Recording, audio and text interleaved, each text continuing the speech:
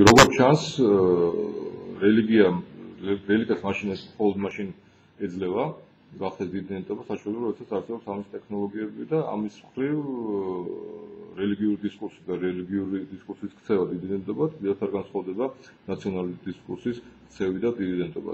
როგორ გითხარით, არის სამი ვერსია, როგორ დაიწყებენ ურთიერთობას ერთმანეთში რელიგიური დისკურსი და ნაციონალისტური დისკურსი. ერთი არის, როდესაც ნაციონალისტური დისკურსი იქმნებარებს რელიგიურს, შემდეგია რელიგიური იქმნებარებს ნაციონალისტურს და მესამე არის ისინი სხვადასხვა პორციით თანაბრად არსებობენ ნარატივში, იმის დიდი იდენტობის ნარატივში.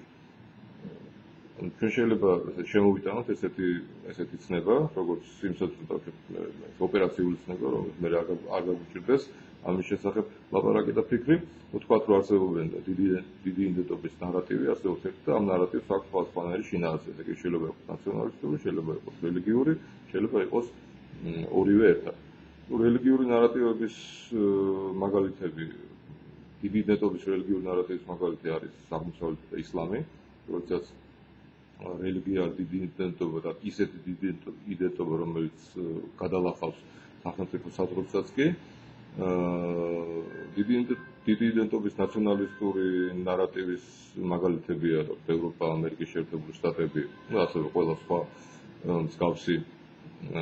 მსგავსი ტიპის ნარატივის მატარებლები და როგორც ჩანს, ესეთი შუალედური ვერსია, ანუ დიდი იდენტობის ნარატივის შუალედური ვერსია, ეს არის პოსტსაბჭოთა ქვეყნები, სადაც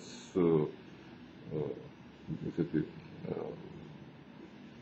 უპირატესობის სხვა უპირატესობით მიმდინარეობს ბრძოლა ორ ნარატივს შორის, ნაციონალისტურ ნარატივს შორის და რელიგიურ ნარატივს შორის. და აი აქ ცოტა მინდა შევეხოთ თვითონ მოდერნიზაციის ცნებას, ანუ რა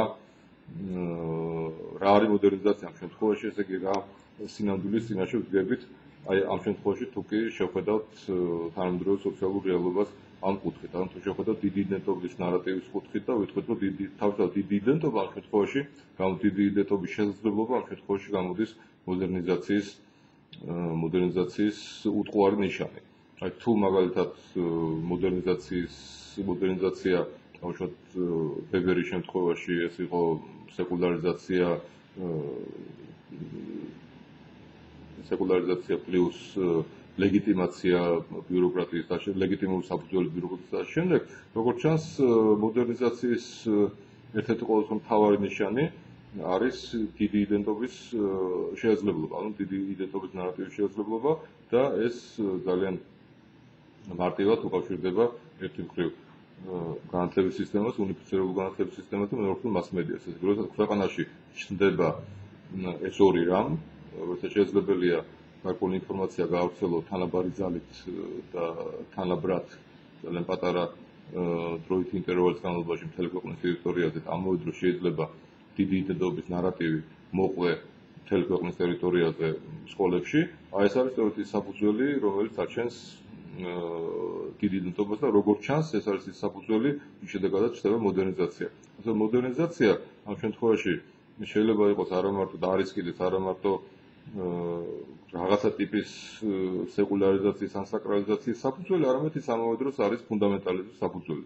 ანუ ფუნდამენტალიზმი საეჭვოა გაჩნდეს ისეთ ქვეყანაში, რომელიც არ არის მოდერნიზაციის ქვეშ, ანუ სადაც აი ეს მსგავსი ტექნოლოგიები არ არის. ხო შეიძლება ახსნა რატომ? ფუნდამენტალიზმი, ვიცით თქვენ, არის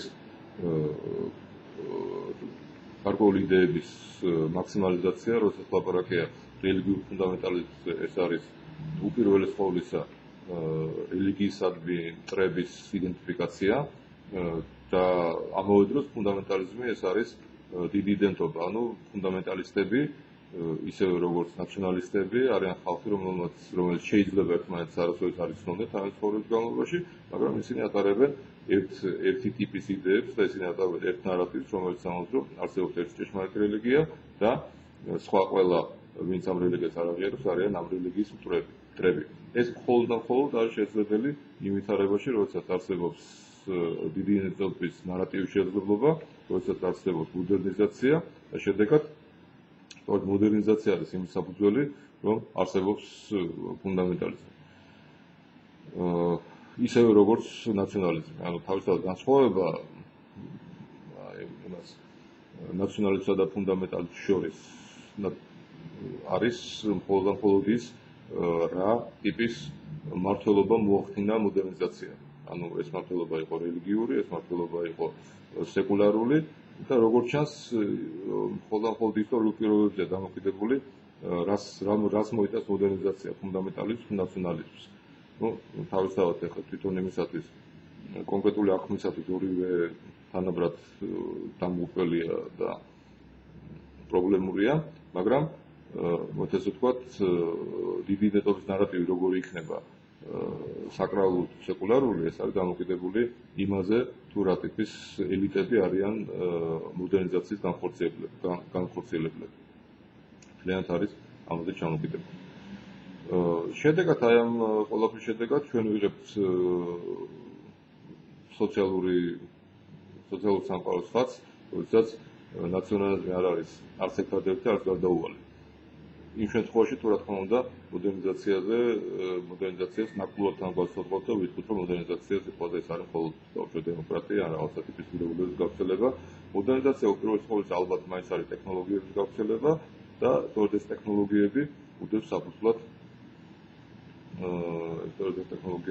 უდევს საფუძვლად დიდი იდენტობის ნარატივის შექმნას და შედეგად ვიღებთ იმას, რასაც ვიღებთ.